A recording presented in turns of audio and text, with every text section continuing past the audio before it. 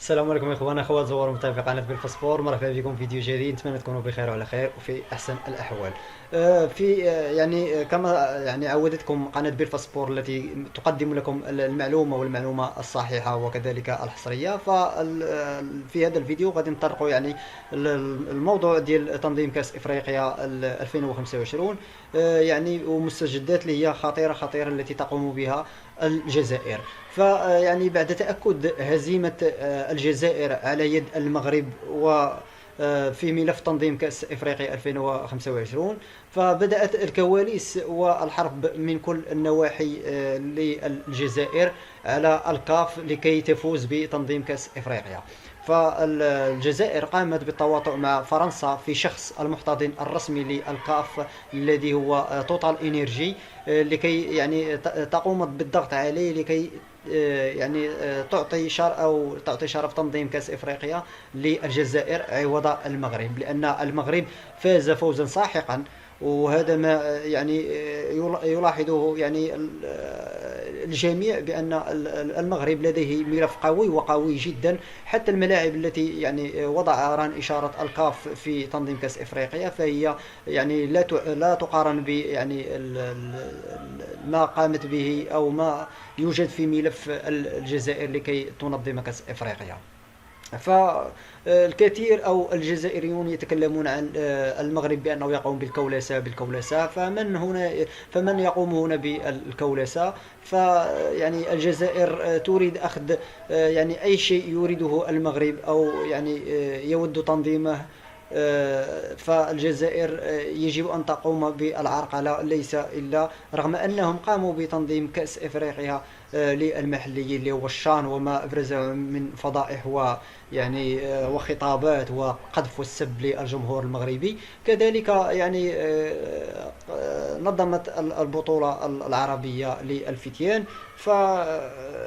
فالمغرب يريد تنظيم كأس إفريقيا وهذا حق مشروع، وكذلك للجزائر فلا نبخس حق لأي شخص. لكن الملف المغربي بشهادة الجميع، بشهادة الأفارقة، وحتى أن الأفارقة والصحفيين الأفارقة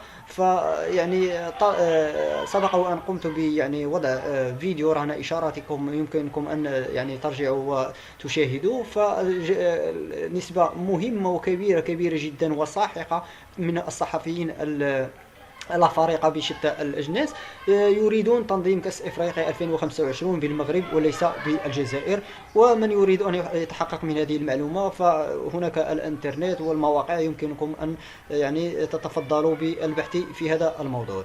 فكما قلنا فالجزائر تقوم بالكولسة بشتى أنواعها للضغط على الجهاز الكاف. وشيء مهم أريد أن أتطرق إليه، ف الجهاز أو الكاف الاتحاد الإفريقي فقام بتأجيل الإفصاح عن منظم كأس إفريقيا 2025 ربما 2 أو 3 مرات، وهو يتأجل هذا الموضوع.